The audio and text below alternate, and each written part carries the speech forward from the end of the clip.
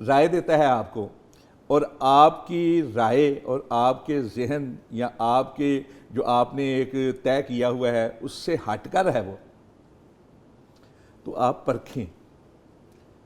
ضروری نہیں کہ آپ اس کے ساتھ الجھنا شروع کر دیں. اور جو آدمی رائے دے رہا ہے اس کے لیے بھی کچھ آداب اور قواعد ہیں. مثلا دیکھیں اللہ رب العزت کے پیارے رسول صلی اللہ علیہ وسلم بڑا بہترین فکرہ کا ہے، المومن مرآۃ المومن.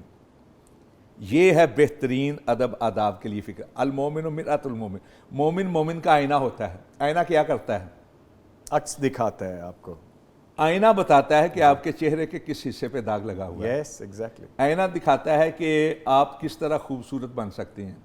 آئینے کو دیکھ کے آپ اپنی خوبصورتی میں اضافہ کرتے ہیں.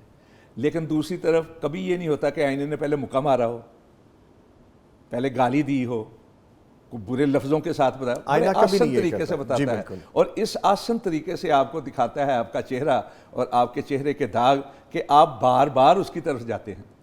تو جو آدمی رائے دینے والا ہے، جو اصلاح کرنے والا ہے، اس کو ایسا کردار ادا کرنا چاہیے آئینے کی طرح کہ لوگ اس بار بار اس کے پاس آئیں. ہاں بھائی تو نے یہ بات بتائی تھی، بڑی اس سے مجھے فائدہ پہنچا. اور دوسرا یہ ہے کہ طریقے ہیں آداب. مثلا کلاس ہے ایک، اس میں کسی فرد کے تو آپ استاد کے ذریعے کر سکتے ہیں. اب استاد کے لیے لازم ہے کہ بغیر نام لے وہ کہہ رہے کہ جی یہ چیزیں جو ہے نا یہ عیب ہیں، یہ نہیں ہونی چاہیے. مثلا حضرت حسن رضی اللہ تعالیٰ عنہ اور حضرت حسین رضی اللہ تعالیٰ عنہ، ان کے بارے میں ایک واقعہ بتایا جاتا ہے کہ یہ انہوں نے دیکھا کہ ایک بڑی عمر کے صاحب ہیں اور وضو ان سے صحیح نہیں ہو رہا.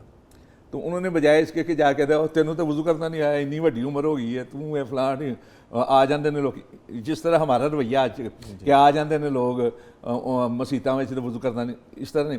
انہوں نے جا کے نا ایک نے بھائی نے دوسرے سے کہا کہ بھائی مجھے وضو کرنا نہیں آتا، ذرا وضو کرنا سکھاؤ گے؟ ان کے سامنے، تاکہ ان کو سمجھ لگ سکے.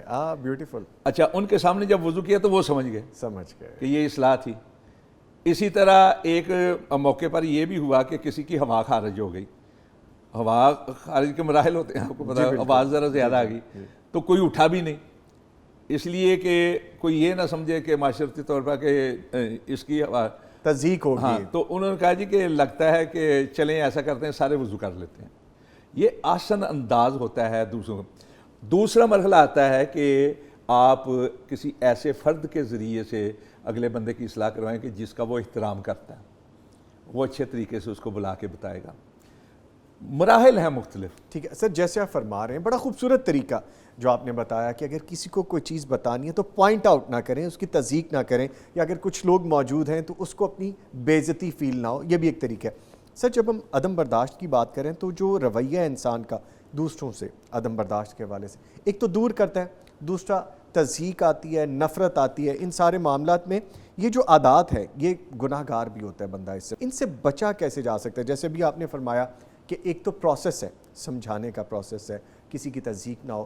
پھر جو دلوں میں نفرتیں پیدا ہو جاتی ہیں، کدورتیں، جیسے ہم آپس میں کلیگز ہیں، ڈفرینس آف اوپینین کی آپ بات کر رہے تھے، مجھے آپ کی رائے پسند نہیں ہے اور میں اس پہ اکڑ جاؤں، یہ معاملہ ٹھیک نہیں ہے. ان عادات کو ہم کیسے اوورکم کر سکتے ہیں؟ نہیں دیکھیں، اپنا جو ہے نا عادات تو آہستہ آہستہ آتی ہیں. میں جو عرض کر رہا تھا نا، میں پھر اپنی بات کو ذرا ایک اور انداز سے آپ کے گوش گزار کرنے کی کوشش کروں گا کہ ہمارے ہاں اس وقت رویہ ہے نا وہ بہت زیادہ الجھاؤ کا شکار ہے. یعنی احترام آدمیت ختم ہو کر رہ گیا ہے. انسان کا جو اکرام اور تکریم ہے دکھ پہنچتا ہے رویوں کو دیکھ کر. اور اس میں یہ نہیں کہ صرف سیاستدان، دیکھیں نا، ایک کوئی آگو ہے نا، کوئی کسی قوم کا آگو ہے، رہبر ہے، رہنما ہے، لوگ ان کو دیکھ کے اپنی اصلاح کرتے ہیں. جس طرح کا وہ پہناوا پہنتے ہیں، ان کے ماننے والے فالورز جو ہیں کوشش کرتے ہیں کہ اسی طرح کے لباس پہنیں، اسی طرح کے بال بنائیں، اس طرح کی ٹوپیاں پہنیں، اسی طرح کے چشمے لگائیں، سمجھیں، وہی انداز اختیار کریں گفتگو کا، اسی لہجے کے اندر بات کریں. مذہبی جو ہوتے ہیں، جن لوگوں کے فالورز، وہ اپنے مذہبی رہنماؤں کو دیکھتے ہیں، سیاسی فالورز جو ہیں اپنے سیاسی رہنماؤں کو دیکھتے ہیں. اس لیے یہ ذمہ داری عائد ہوتی ہے سیاستدانوں پر، اس لیے کہ وہ قوم کی اصلاح کے ضامن ہوتے ہیں، مصلح ہوتے ہیں، ریفارمر ہوتے ہیں.